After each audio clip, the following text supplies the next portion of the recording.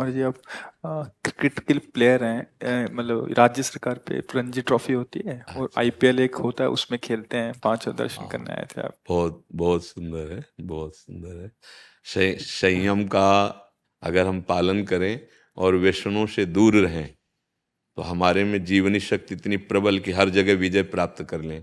जहाँ हम संयम संयम समझते हैं ना, संयम को समझते हैं ना, जहाँ हमारे अंदर की जीवनी शक्ति व्यर्थ जाने लगती है तो हमारे अंदर जो आध्यात्मिक पावर है वो नहीं जग पाता है। अगर वो जग जाए तो तुम्हें कोई परास्त ही नहीं कर सकता, अर्थात ब्रह्मचर्य। अगर हम अपनी जीवनी शक्ति ब्रह्मचर्य पर ध्यान दें और नित्य जिस मार्ग में लगे हुए हैं उसका अभ्यास करें, जैसे भजन का अभ्यास, वैसे आप खेल मार्ग में लगे हो ना, वो आपका भजन है।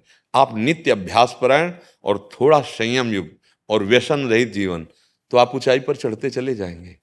और जहां हमें कोई थोड़ा सा सुख मिला या कोई सम्मान मिला तो हमारा मन विषयों की तरफ कूद पड़ता है।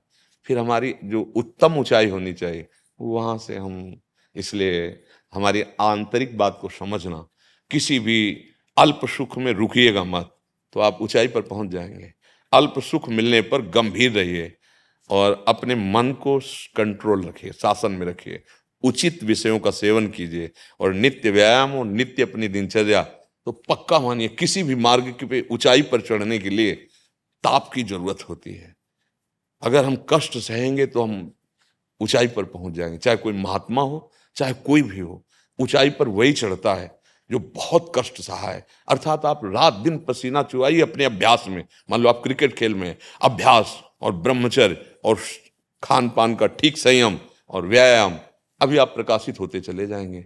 जहां हमारा थोड़ा सा विजय मिलती है तो हम लोग इतने हर्षोल्लास से युक्त हो जाते कि गिर जाते। पार्टी, वही व्यसन, वही व्यभिचार, वही नाना प्रकार के दोष, तो हमारी जो शक्ति ऊपर उठनी चाहिए वो नीचे की इंद्रियों से बह जाती है। इस रहस्य को यदि जान जाओ और अपने आप को संभाल लो तो किसी भी मार्ग में आगे बढ़ा जा सकता है।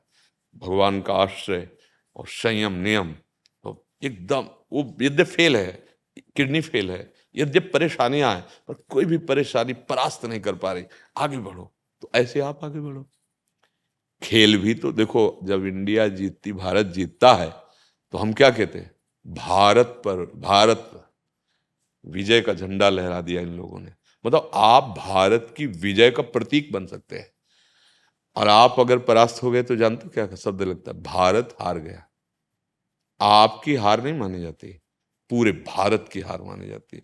और जब अपने लोगों कानों में पड़ता है किसी विषय में भारत विजयी हुआ तो छाती फूलती नहीं, क्योंकि हम भारतीय तो है ना, चाहे बाबा जी हो चाहे कोई भी हो, है तो तिरंगे के नीचे ही ना।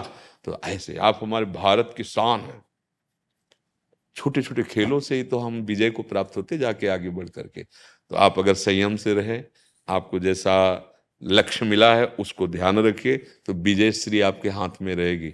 और अगर आप विषयों में उतर गए तो फिर वो उत्साह नहीं रहता, वो फिर पुण्य बल से भले आगे चला जाए, ज्यादा दिन टिक नहीं सकता है। तो आप हमारी बात समझ रहे हैं जी।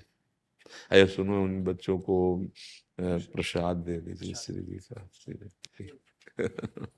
धन्यवाद। आप हमारे भारत के भविष्य हैं, सावधान। हाँ, आपका जीवन अपने लिए केवल नहीं है, आपके साथ हमारा भारत शब्द जुड़ा हुआ है। खेल है तो क्या हुआ, पर जब विजय होती है ना तो हर भारतवासी, देखते नहीं गांव में पटाखा छुटाते हैं लोग, शहरों में कितना आनंदित, आपकी विजय पूरे भारत को आनंदित कर देती है। आपको ये देखना है कि आपका खेल, आपका जीवन केवल आपके लिए नहीं, हमारे पूरे देश के लिए है। बस ऐसा विचार करोगे तो आगे बढ़ते रहोगे। धन्यवाद।